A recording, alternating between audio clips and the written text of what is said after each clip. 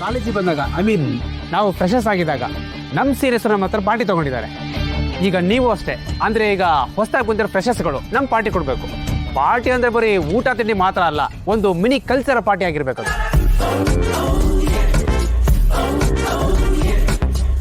ನೋಡ್ರ, ನಿಮ್ಮಲ್ಲಿ ಏನೇನು ಟ್ಯಾಲೆಂಟ್ ಇದೆ ಅಂತ ನಮಗೆ ತೋರಿಸ್ಬೇಕು.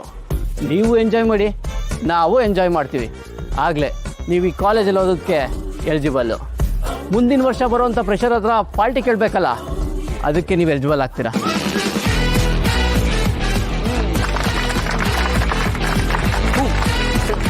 ಇದಪ್ಪ ಜೋಶು ಅಂದ್ರೆ.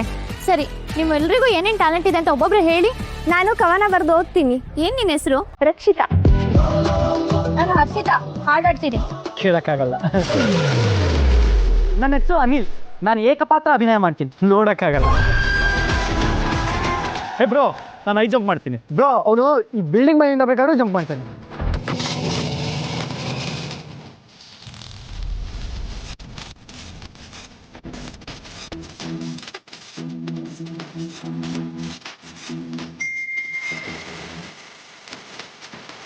ಬ್ರೋ ಬ್ರೋ ಬ್ರೋ ಒಂದು ನಿಮಿಷ ನೀವು ಮಿಕ್ದವ್ರದೆಲ್ಲ ಆಮೇಲೆ ಕೇಳ್ಕೊಳ್ಳಿ.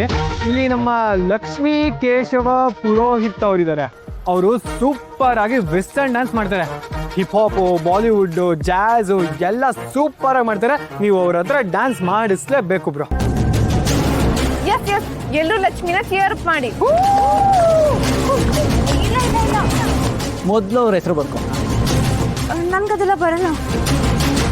ಲಕ್ಕಿ, ಸುಮ್ಮನೆ ನೀನು ನಾಚ್ಕೋಬೇಡಪ್ಪ. ಮಾಡು ಬ್ರೋ, ಹೆಸರು ಬರ್ಕೊಳ್ಳಿ ಬ್ರೋ.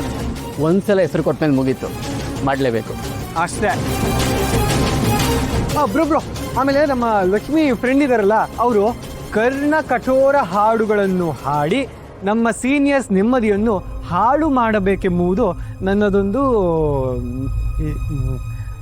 ಇದು